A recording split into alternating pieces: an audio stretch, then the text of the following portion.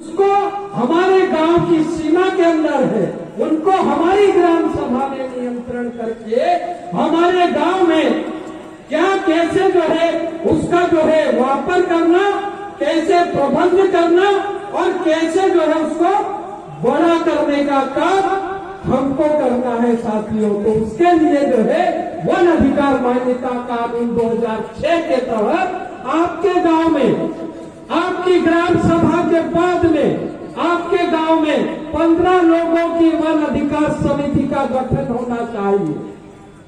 उसमें महिला की भागीदारी भी होना चाहिए। वो वन अधिकार समिति का काम होगा गांव में जितने लोग अतिक्रमण किए हैं 13/12/2005 के पूर्व से जो अतिक्रमणकारी है वो सारे जो है अपने हक अधिकार को लेकर जो है दावे भरेंगे और वो दावे जो है वन अधिकार समिति के पास जाएंगे और वो वन अधिकार समिति उन दावों को ग्राम सभा में पेश करेगी और वो ग्राम सभा गांव में जो है दावे इकट्ठे होने के बाद में एक नोटिस तहसीलदार को भेजेगा, दूसरा नोटिस रेंजर को भेजेगा। नोटिस में ये लिखेगा कि आपको सूचित किया जाता है कि हमारे गांव में वन अधिकार मान्यता कानून के तहत इतने लोग 13/12/2005 के पूर्व से जंगल जमीन पर खेती करते हुए आए हैं, लेकिन सरकारी रूप से उनको अधिकार पत्र नहीं मिला है। उनका दावा हमारी ग्राम सभा के सामने प्रस्तुत है। उन दावों की जांच करने के लिए आप या तो आपके अधीनस्थ अधिकारी कर्मचारी मई दस्तावेज लेकर हमारी ग्राम सभा में उपस्थित हो और हमारे गांव में आए, हमारे गांव की ग्राम सभा में आए दावों का हम सत्यापन कर सकते हैं। तो दावों का सत्यापन करने की प्रक्रिया ऐसी है साथियों, लेकिन हमको जानकारी नहीं होने के कारण जितने दावे जो है वहां से आते हैं वो फॉरेस्ट विभाग के पास चले जाते हैं और फॉरेस्ट विभाग जो है लाइन से निरस्त करके जो है हमारे दावे वापस भेज देता। तो हमको जो है एक तो जो है इसको बोलते हैं व्यक्तिगत अधिकार, दूसरा हम सामूहिक अधिकार की बात करते हैं। सरकार ने जो कानून बनाया है उस कानून में गांव में रहने वाले लोगों को 3 अधिकार दिए। एक फार्मक को जिसमें व्यक्तिगत अधिकार है, दूसरा फार्मक जिसमें सामूहिक अधिकार। सामूहिक अधिकार में क्या है? सामूहिक अधिकार यह है कि आप जंगल में तो रह रहे हैं लेकिन जंगल के संसाधन को वापरते नहीं, लेकिन सरकारी तौर पे आप नहीं वापर रहे, लेकिन गैर सरकारी तौर पर जंगल के ऊपर ही आप आश्रित है। जैसे आपके जानवर जंगल में चरते हैं, आप बीमार हो जाते हैं तो जंगल से जड़ी बूटी लाते हैं, आप जंगल में जो है मच्छी मार के खाते हैं, आप जंगल में जो है चारा काट के लाते हैं, भाजी लाते हैं, उसके बाद में आवश्यकता अनुसार जो है जंगल की वस्तुओं को जो है इकट्ठा करते हैं। गोंद है, टेंगुर का पत्ता है, जड़ी बूटी है। उसी के साथ में पारंपरिक रूप से आप जो है वहां पर सांस्कृतिक रूप से, पारंपरिक रूप से नाच गाना करते हैं। आपके देवी देवता है वहां पर, आप जो है उस देवी देवता की पूजा करते हैं, नाचते हैं, गाते हैं और उसके बाद में जो है वहां पर जो है आप पैदा हुए हैं तो मरते हैं तो गाड़ते भी वहीं पर है, तो आपके मसान वहीं पर है, आप खाते वहीं से कमाते हैं।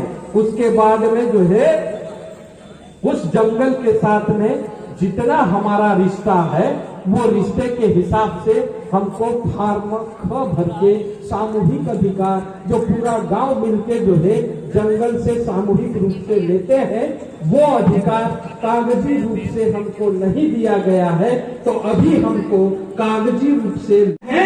इसी कारण से इतिहास में वो लिखा गया है कि 1857 की क्रांति में खून की नदियां बही थी। ये दिखते हैं इसलिए गिनती के हमारे नेता क्रांतिकारी है, लेकिन इनके साथ हजारों क्रांतिकारी जो है शहीद हुए थे, उनका खून बहा। उसके बाद में साथियों क्या हुआ कि 1857, 1858, 1859 और 1859 में भारत में जो राज करने वाली सरकार थी, अंग्रेज सरकार थी, वो डर गई थी आदिवासियों कि आदिवासियों को डराना है, आदिवासियों को खत्म करना है, आदिवासियों को मारना है, तब आदिवासियों का जल ले सकते हैं, तब आदिवासियों का जंगल ले सकते हैं। तो आदिवासी उस समय जो है जब ये लड़ रहे थे, ये हर घाट पर जो है अंग्रेजों का माल लूट रहे थे। तो अंग्रेजों ने एक विकल्प निकाला था, रेल शुरू किया कि आदिवासी बस को लूट लेंगे, ट्रक को लूट लेंगे, तो हम रेल से जो है भारत का लूटा हुआ माल बंबई ले जाएंगे। बंबई एयरपोर्ट पे या बंबई जो है जहाज के अड्डे पर ले जाकर वहां से जहाज भर के इंग्लैंड ले जाएंगे।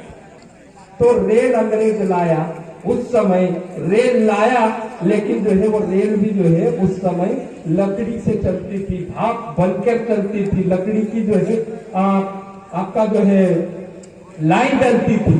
अभी तक जो है आड़ी लाइन तो लकड़ी की थी, लेकिन उस समय फिर जो है लड़ाई हुई और अंग्रेजों को कई बार आदिवासियों ने हराया और जंगल में अंग्रेजों को घुसने नहीं दिया। तब उसके बाद में अंग्रेजों ने सोचा कि ये आदिवासी तीर तलवार और बंदूक से नहीं मानता।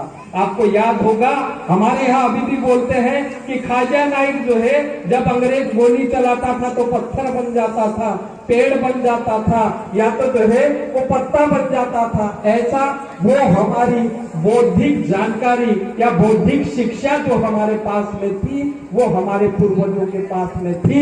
वो अंग्रेज गोली मारता था तो उनकी बंदूक में पानी निकाल देता था। अंग्रेजों की बंदूक की गोली आदिवासियों के ऊपर नहीं चलती थी। ऐसी बौद्धिक शिक्षा हमारे पूर्वजों के पास में थी। तो अंग्रेजों को हमारे पूर्वजों ने इस देश को छोड़ने के लिए मजबूर कर दिया।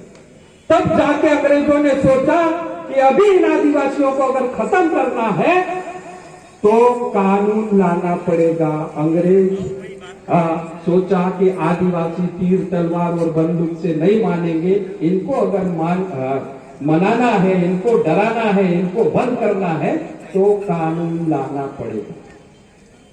तब 1860 में पहला वन कानून अंग्रेज सरकार लाए। तो वन कानून तो ले आए, लेकिन वन किसको बोलेंगे, कौन सा वन होगा, कौन से वन में आदिवासी जाएगा, कौन से में नहीं जाएगा। तो उसको लेकर 1860, 61, 62, 63 तक जो है सारे जंगल को वन कहा जाता था। लेकिन अंग्रेजों ने फिर बाद में रेल चलाने के लिए बड़े बड़े पेड़ चाहिए, जहाज बनाने के लिए बड़े बड़े पेड़ चाहिए। तो बड़े पेड़ों का जंगल जो है अलग, छोटे पेड़ों का जंगल अलग और टूटा फूटा जंगल अलग करने के लिए अंग्रेज सरकार ने जर्मनी से जो है एक पर्यावरणवादी को बुलाया। वो पर्यावरणवादी जिसका नाम हैड्रिक था, वो हैड्रिक आया भारत में और हैड्रिक ने भारत के जंगल का बंटवारा किया। और जंगल का बंटवारा ऐसा किया कि जो घना जंगल है उसको जो है रिजर्व फॉरेस्ट कहा, और फिर बाद में उससे कम जंगल था उसको जो है ये एक तो सुरक्षित, संरक्षित और फिर बाद में जो है गांव का जंगल या जो है आरक्षित जंगल, ऐसे जो है 3 नाम देकर जो है उन जंगलों को बांट दिया। जो जंगल छोटा जंगल है उस जंगल में आदिवासी घुस सकता है, लेकिन जंगल को काट नहीं सकता।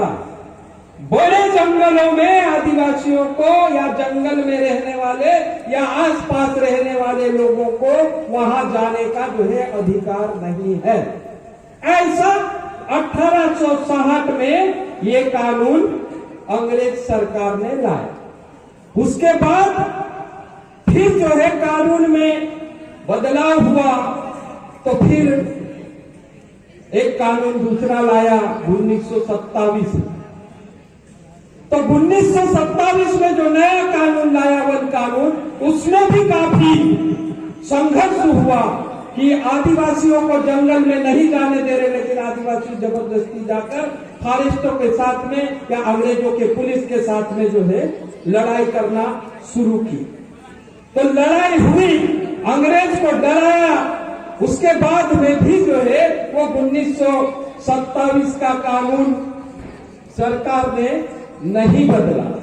लड़ाई चलती गई, देश में जो है काफी आंदोलन हुए, काफी लड़ाई हुई, और देश में जो है 1935 में जब लड़ाई सीमा पर थी, तो 1935 में अंग्रेज सरकार ने आदिवासियों की समस्या को जानने के लिए देश में एक समिति बनाई, जो समिति पूरे देश भर में आदिवासियों की समस्या को जानेगी और उन आदिवासियों की समस्या का समाधान करेगी।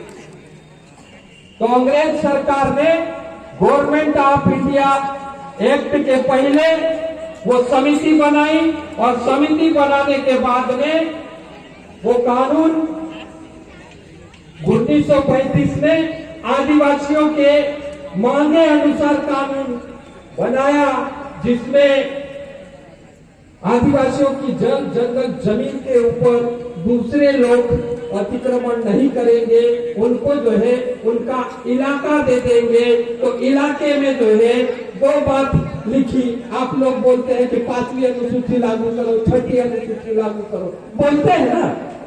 तो गवर्नमेंट ऑफ इंडिया एक्ट की धारा 91 और 92, गवर्नमेंट ऑफ इंडिया की 91 धारा में आपकी जो है 5वीं अनुसूची है और 92 में 6ठी अनुसूची। तो ये संविधान में जब गवर्नमेंट ऑफ इंडिया एक्ट बन गया और 1947 में भारत आजाद हुआ, और आजाद होने के बाद में जब संविधान बना, तो उस संविधान में ये आदिवासियों के लिए विशेष अधिकार जिस धारा में जिस अनुसूची में दिया है, वो है आपकी 5वीं और 6ठी अनुसूची। तो ये 5वीं और 6ठी अनुसूची में आपको क्या क्या